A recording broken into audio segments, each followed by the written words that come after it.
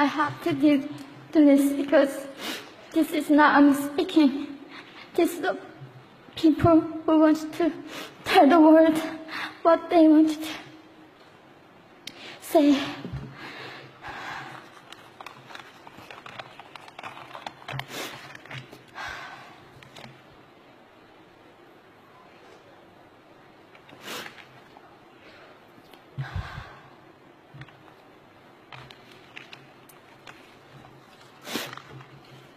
North Korea is an unimaginable country.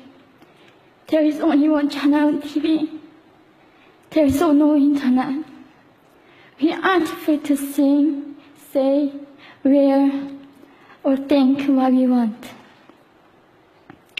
North Korea is the only country in the world that executes people for making unauthorized international phone calls. North Koreans are being terrorized today. When I was growing up in North Korea, I never saw anything about love stories between men and women. No books, no songs, no press, no movies about love stories. There is no Romeo and Juliet. Every story was propaganda to brainwashes about the Kim dictators. I was born in 1993, and I was abducted at birth, even before I knew the words freedom or human rights. North Koreans are desperately seeking and dying for freedom at this moment. When I was 9 years old, I saw my friend's mother publicly executed. Her crime? Watching a Hollywood movie. Expressing doubt about the greatness of the regime can get 3 generations of a family imprisoned or executed. When I was 4 years old, I was warned by my mother not to even whisper.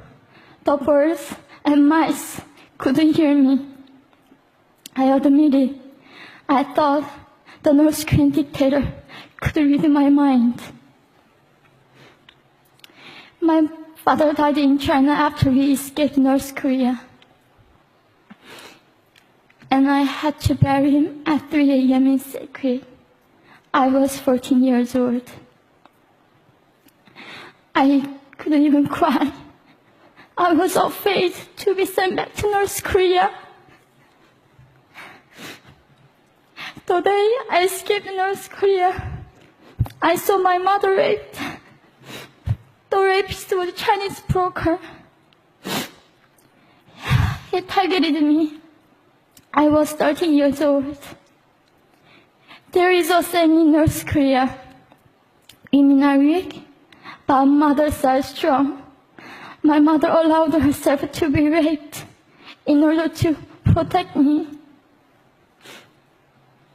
North Korean refugees, about 300,000, are vulnerable in China. 70% of North Korean and teenage girls are being victimized, sometimes sold for as little as $200. We walked across the Gobi Desert, following a compass. When they stopped working, we followed the stars to freedom. I felt only the stars were with us. Mongolia was our freedom moment. Death or dignity. Under the knives, we were prepared to kill ourselves if we were going to be sent back to North Korea. We wanted to live as humans.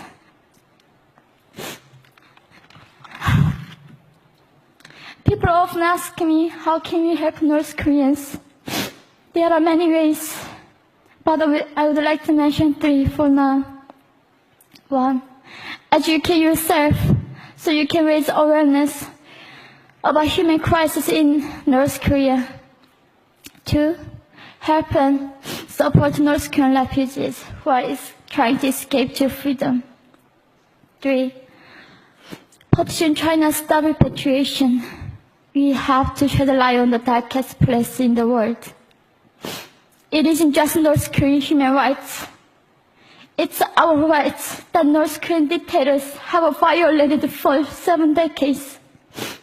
We need governments all around the world to put more pressure on China to stop repatriation. In particular, Chinese delegates of One Young World can play a part by speaking up.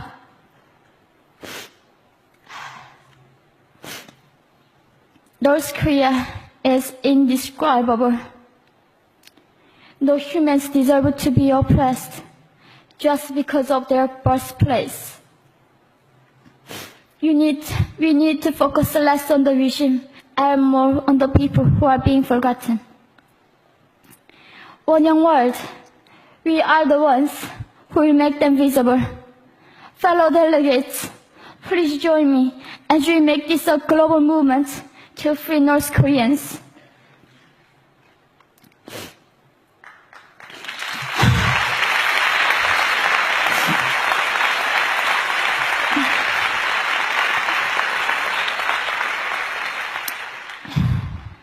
When I was crossing the Gobi Desert, scared of dying, I thought nobody in this world cared. It seemed that only the stars were with me. But you have listened to my story. You have cared. Thank you very much.